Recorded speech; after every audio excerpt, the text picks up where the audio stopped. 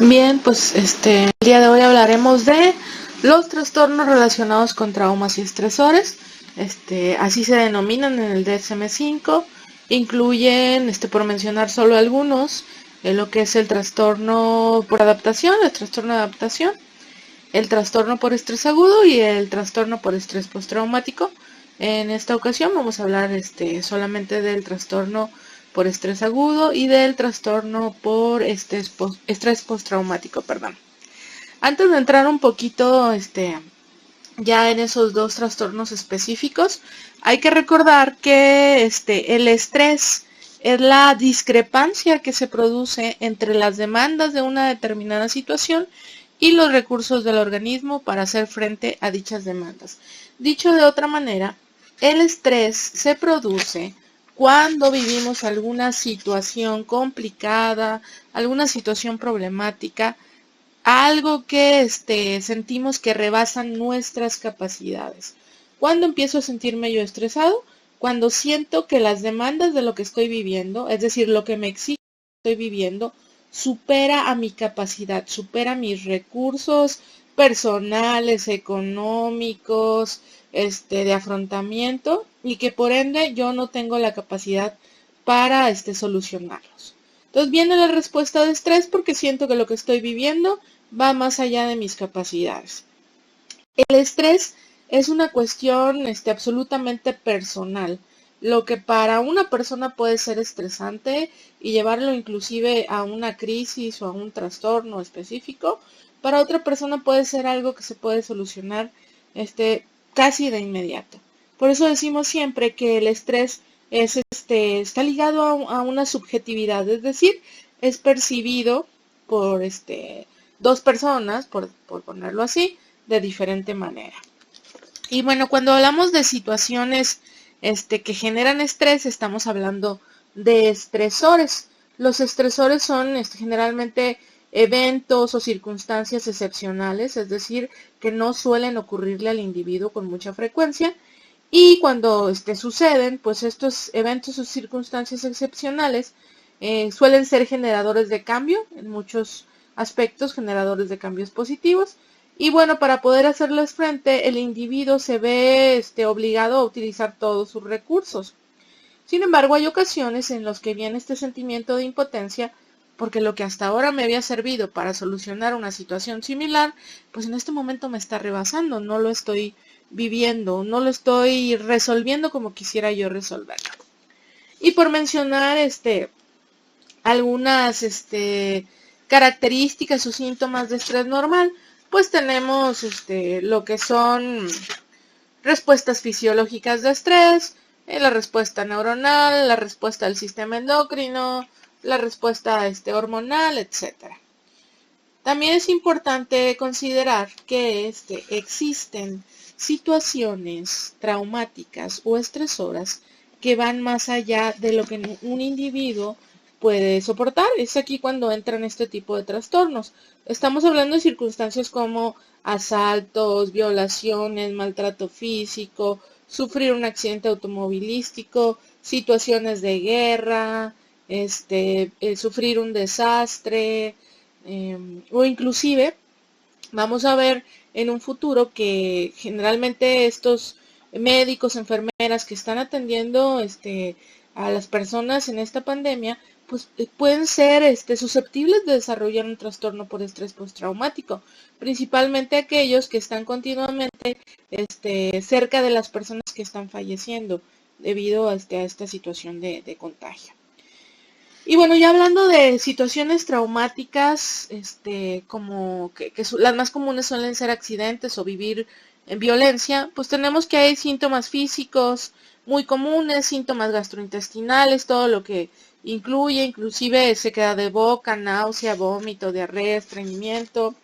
También hay síntomas cardiovasculares, lo que es la hipertensión, la taquicardia, la sudoración, etcétera.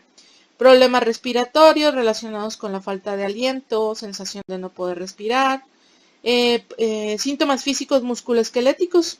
Es muy común la tensión y los calambres y dolores musculares.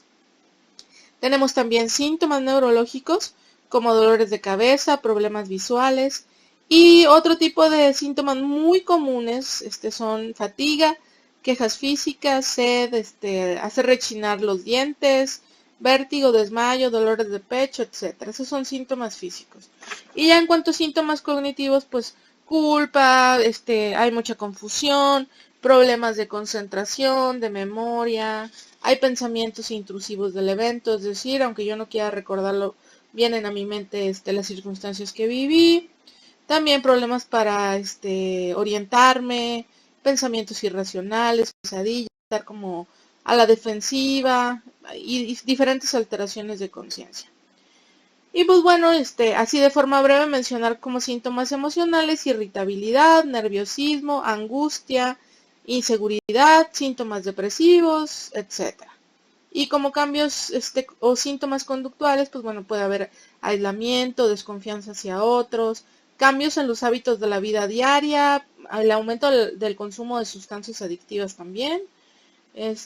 Puede la persona volverse violenta o irritable, o vivir un enfriamiento de las emociones, por decirlo de alguna manera. Esos son síntomas normales, síntomas que cualquier persona puede experimentar después de vivir una situación traumática. Es importante que conozcan estos síntomas normales. ¿Por qué? Porque para poder diferenciar entre síntomas normales de estrés o síntomas normales después de vivir una situación traumática y el desarrollo de trastornos, pues es importante saber que cuando la intensidad de estos síntomas es mayor, cuando hay otros síntomas adicionales y cuando esto se agudiza, es decir, cuando se mantiene a lo largo del tiempo, ya no estamos hablando de síntomas normales, ya estamos hablando de que el individuo está desarrollando o está próximo a desarrollar un trastorno como los que vamos a revisar a continuación. Bueno, el primero que vamos a revisar es el trastorno por estrés agudo, aunque en el DSM-5 podemos encontrar primero lo que es el trastorno por estrés postraumático.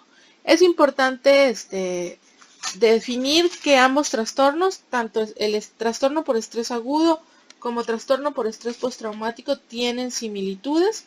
Sin embargo, las dos principales diferencias entre estos dos es el momento en el que surgen los síntomas.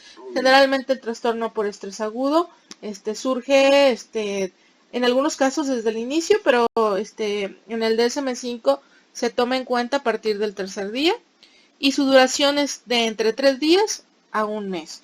Y en el caso del trastorno por estrés postraumático, generalmente se reconoce que su sintomatología empieza un mes después de haber vivido la situación traumática.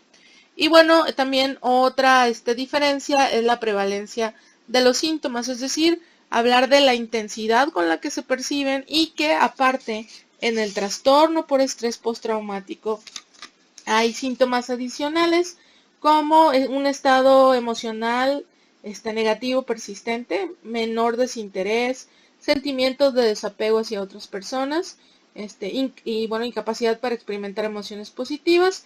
Y también hay sobresalto exagerado, es decir, cualquier situación que le pueda recordar a la persona el episodio traumático va a provocar una sobrereacción. Y bueno, también hay una distorsión entre la percepción que se tiene de la culpa.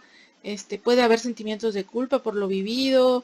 A lo mejor si estuvo en una situación en la que considera que pudo haber ayudado y no lo hizo. Y pues bueno, también hay esta sensación, que ya lo mencionaba ahorita, de desconfianza. Como vemos, los síntomas del TPT podríamos decir los que son más intensos que en el caso del trastorno por estrés agudo. En muchas circunstancias el estrés agudo deriva hacia un estrés postraumático, pero en muchos otros casos el trastorno por estrés agudo se soluciona y la persona vuelve a su funcionamiento normal. Entonces ahora sí ya vamos a empezar a revisar estos dos trastornos.